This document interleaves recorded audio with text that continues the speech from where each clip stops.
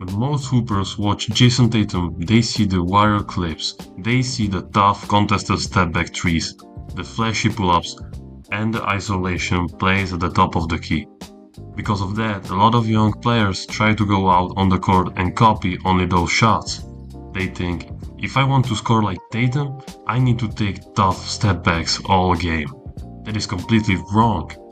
If you look at how Tatum actually operates on the court, his real superpower isn't taking difficult shots. It's how he creates high efficiency options using his physical profile, his footwork, and his coordination.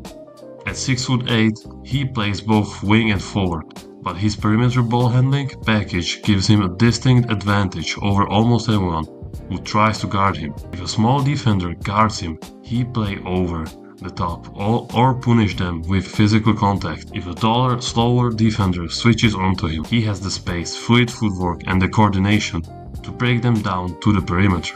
He forces the defense into a constant dilemma: be fast enough to stay in front of him, or be strong enough to withstand his body contact. If a defender lacks either one, Tatum exploits it immediately. One of Tatum's most effective go-to setups isn't even a traditional crossover. It's his ability to play with his back or shoulder turned to the defender right on the perimeter. He will catch the ball out on the wing, get into pseudo post-up stance, and put up the defender on his hip. Because he is tall and strong, this gives him absolute control. He reads where the defender's weight is shifted. If the defender plays too heavy on his left shoulder, boom, he spins off the right shoulder, leverages his frame, and drives straight into the lane. If the defender backs off to prevent the drive, he steps back into space and uses his high release point for a clean jump shot that's almost impossible to contest. When he drives to the rim, he doesn't try to avoid contact or double clutch in the air. He uses his shoulder as a weapon. He initiates contact first, bumps the defender off the line to absorb the impact, and creates the fraction of a second he needs to finish smoothly at the rim. He is also mastered mid-range, turnaround and pull-ups. He takes 2 hard pounds, senses the defender's position, bumps them to create separation, and rises straight up. Simple, controlled, and deeply effective.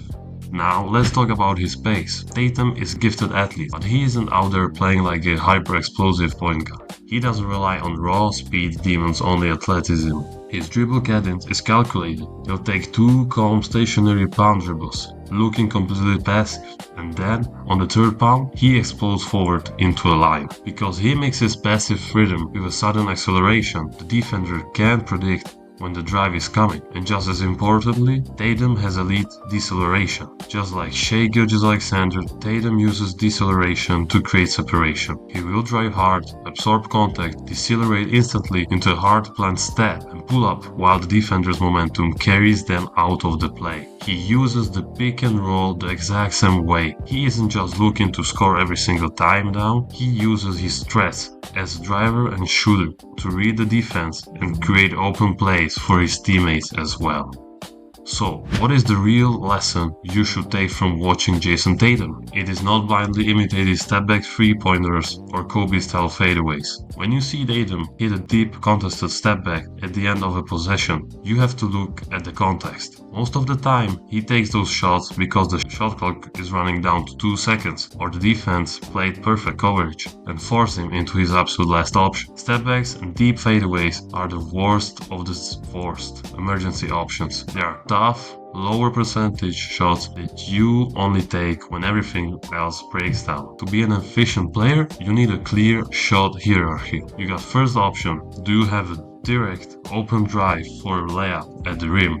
If yes, take it. Second option: if the rim is protected, can you pull up in the mid-range or get to your control spot after a body pump? If yes, execute it. The third option: are you wide open on the perimeter with the clean catch and shoot rhythm? Take the shot. And the last option, when it's the emergency, the clock is dying or the defense has completely locked you down. Now you go to your step back or fade away. Tatum can make those tough emergency shots because he has spent years building the shooting touch and muscle memory for them. But he doesn't seek them out as his primary option, and neither should you. If you want to get real value out of studying players like Tatum, stop watching 15-second TikTok highlights edits. Highlights only show you the crazy circus shots. Start watching full game raw footage. Watch how many times Tatum scores off simply drives, how many times he uses contact to make an easy layup, and how he manages his energy throughout the game. And more importantly, stop trying to imitate other players. You aren't Jayson Tatum, you aren't Kyrie, and you aren't KD. If you just copy someone else, you are just making a fake version of their game instead of developing your own. Look at your own body. Look at your size, your current length, your strength, your natural coordination. Take the concepts like using your shoulder for contact, using pace instead of raw speed, or reading defender angles, and apply them to your game. Don't overthink it.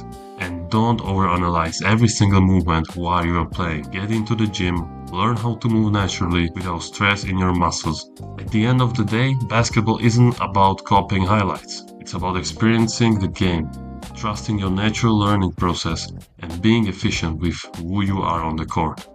Get on the court, study the game the right way, and build your own game. Thanks for watching, and I'll see you in the next one.